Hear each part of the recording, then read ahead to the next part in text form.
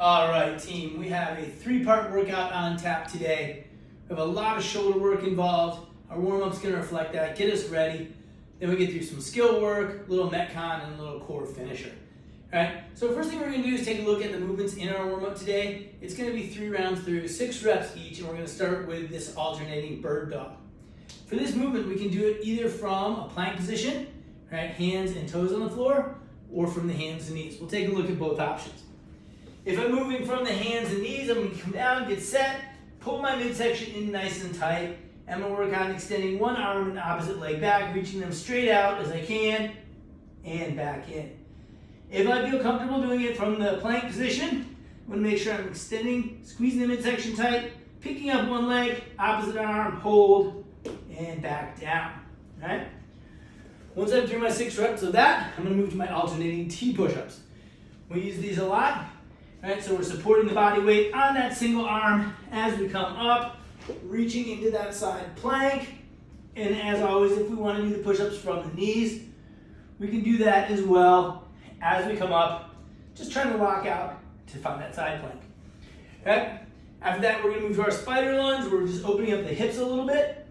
So staying in that plank position, stepping our 1 foot forward, sinking down into it, heel down, and extending back. Once we come up from that, we're going to finish with our lunges, interlacing the palms, driving those hands up overhead, taking a big step into the lunge, 3 to each side. All right? So that's our general warm-up. Then we'll move into our skill work. What we're going to do today for the skill work is just set a clock for 6 minutes and see how much good quality handstand position work we can get in that time. So it's not trying to accumulate 6 minutes of a handstand hold. It's in 6 minutes. Do as much good work as we can. If you're comfortable kicking up heels to the wall, you can do that.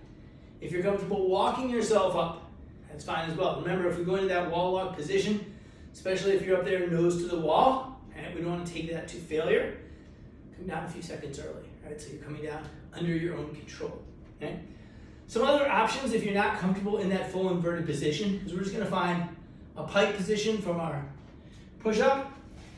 We're going to shift our weight forward, so up onto the toes, and then we're just going to drive the head back.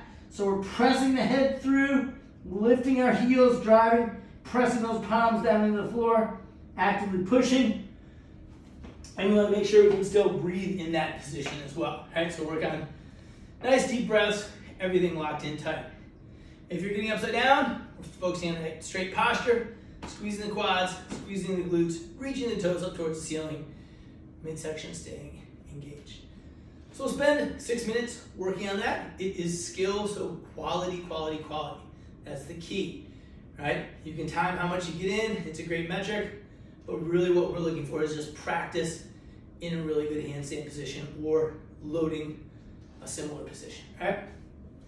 Once we've accomplished that, we're gonna get our heart rates up a little bit. We're gonna go into our metcon. So we have a high rep scheme today.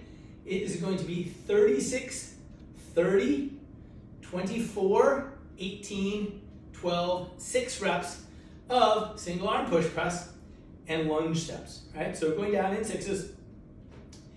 If you're using a dumbbell or kettlebell, right, we want to focus on that push press, making sure we keep our heels connected to the ground as we dip, midsection engaged, right? Opposite hand free, dip, drive, and punch out. Especially when we're doing these relatively high rep sets, we want to make sure we're staying on the heels and then we're finishing that lockout, making sure we're not dipping and dropping underneath. Right, so it shouldn't be a push jerk. If it is, make sure it's a good full range of motion push jerk. Right, bring it back down. So just complete reps. You can break up the reps however you want. If you are using that implement where you can do one side at a time, again, it's 36 total. You can do 18 on one side, 18 on the other. So that's a 6, however you want to. If you don't have something to use for that and you're holding it in both hands, just do 36, right? Once you've accomplished that, you're gonna go to 36 lunge steps. Ideally, you can move forward and back on these if you're in a confined space. It can be alternating lunges as well. These are unweighted. So we're not trying to tax the upper body anymore on these. We're giving it a break, keeping the legs moving, the heart rate up, right? So this is done for time, 36, 30, 24, 18, 12, and 6 reps. All right? Once we finish that, catch your breath for a minute. We do have a little bit more core work to finish off with. We're gonna be working on side planks. All right? So today's finisher is gonna be 3 rounds of 40 seconds of work on one side, 20 seconds of rest, 40 seconds of work on the other side, then rest. All right? So it'll just take us 6 minutes to finish that off. In that side plank, all right? Remember, we want to actively press this elbow down into the floor, squeezing our shoulders away, lifting the hips, right?